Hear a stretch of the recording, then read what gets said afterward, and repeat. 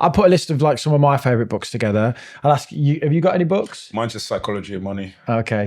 That's my favorite. It's a classic. Yeah, it's really good. Very accessible. Do you know he wrote that in 30 days? Really? Yeah. So he had 12 months to write it, and the classic Psychology. As always, he right just at the delayed end. it, and then his wife went to him, write the bloody book. Yeah. So he just locked himself in a room in one December and just bashed it out, and No way. 7 million copies it sold. I know it's gone crazy that one, Which hasn't is it? he's done very well out of it. Morgan But Housel was it very deserves it. But if you look at the book as well, it's like it's story, It's stories, then explanation, Yeah, story, story. explanation, and it's like the universal language of story. It is. And I think people obsess about money with the like the how, not the why. Yeah. And what he answered was the why, and showed, you know, there could be someone who's worth 100 million who is willing to go to prison because they want to be a billionaire because they feel poor in their community. Yeah, exactly. You know, and like that is fascinating to everyone, isn't Yeah. it? So I think that's a great book. Well, like, have you got any? Favorite one? You know what? I was thinking about this.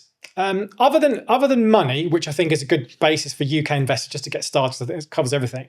There is a book which is a bit underrated. It's called The Millionaire Next Door, and this is a book which is decades old. And the author, I think it's Thomas Stanley. I think it's by.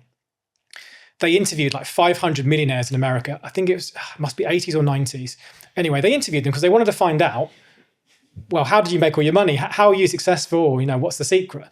And it was really, really interesting. And the bottom line, I don't want to spoil the story for anyone, but really, the people that are really wealthy basically don't buy new clothes. They drive used cars. And he painted this picture of the average millionaire in America was like, age 50 something. They lived in a very average house. They drove a 7-year-old car.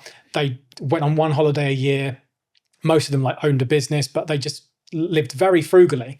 Whereas it was quite interesting because most people would imagine if you're a millionaire, you go on flash holidays, you got a fancy car. Actually, those people weren't. If someone has a big house and a fancy car, all you're really learning is that they've got a big house and a fancy car. They spend a lot of money on those things. They spend a lot of money, which could mostly be debt. But yeah, that's a really interesting one. So yeah, that's A Millionaire Next Door. You know what? I'd love to do an updated version of that in the UK. Yeah. So it would just all be inside the M25, Well, and it'd be like anyone who bought a house in the 70s or 80s. Yeah. But yeah, if I don't know if there's someone's listening who could facilitate that, who's got data, who could contact 500 multi-millionaires and just who are open to sharing their journey. I think it'd be similar actually. Multi-millionaires, yeah. I think if you talk about like Nowadays. low single digits, it would be just anyone that's retired over 60. The average millionaire in the UK would probably be over 60. Well, that's it. And that shatters the dream or the vision that, if you're a millionaire, you must be flashing the cash. But actually, most of these people have very sensible, boring investments. Yeah, it's pensions, it's property, it's index funds, it's boring stuff. But it's a real eye-opening book. So all the people we see flashing the cash are all just pretenders. Well, not necessarily pretenders. Like, behave, mate. Not pretenders. Imagine if I just pull out a big gold chain with diamonds on it as well. Pretending about that. Midget on my necklace. No pretending about that. Pretending, yeah. Because I mean, if you're a millionaire, you should be enjoying life. I would hate to be a millionaire. You go on one holiday a year and you just got a big house and a car. Like I think life is about experiences. You know, I agree. I think that's a good balance because I'm going to keep talking about books in this one. But there's a you might remember in Psychology of Money, there's a story about a guy called Ronald Reed. He was a guy in America. He worked as a janitor and like a mechanic, super boring job. He dies, he passes away, and he donates like $8 million to charity. And he didn't even tell his family. They're like, what? Yeah. How have you got this much money? And so basically, every paycheck, he would just buy stocks, like blue chip stocks. I think it was like IBM and other stocks. But he just kept buying them for his entire life, basically, and just kept stacking. But you wouldn't know because this guy would literally he would go into a hospital cafe with like secondhand clothes on, looking a bit like a tramp. You know, people would offer to buy him coffee, and he dies a multi-millionaire. It's like, I'll buy your whole life, mate. Yeah, which is a bit extreme, but I agree with that's probably too extreme. I want some sort of balance. My personal view is, what's the point doing all this investing stuff to die rich? I'm not trying to die rich, definitely. But it is interesting. You can go the extreme. That's one of my books. We'll get to that in a second. But I think with The Millionaire Next Door, I think the lesson is as well, perception of wealth is not aligned with what wealth is.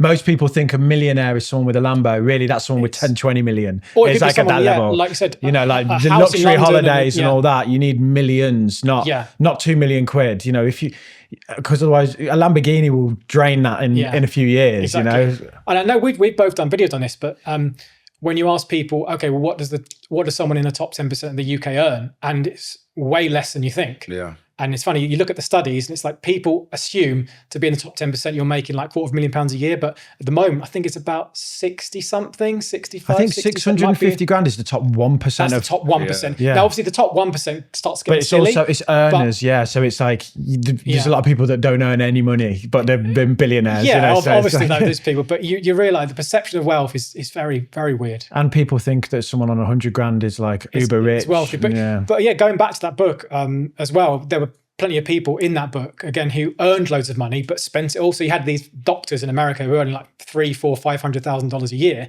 but they had no wealth because they've got 3 cars, a boat, big house, country club membership, and they don't save anything. Yeah, so the savings rate. One of the books that I've got is Diary Zero, because I like that Bill book. Perkins. Yeah, like I tried to pick some books that weren't just how to invest. So Diary Zero, which is this idea that you should spend it all before you die. I did enjoy that book. I know you don't need give me that book, mate. You don't need a book. You wrote that book. Although I will say it's different when you've got tens of millions of dollars. I'll spend it all. You got to get off to zero first. You can't just ride zero the whole way. That was a clip from our chat with Toby Newbat, personal finance YouTuber. To watch the full episode, click right here.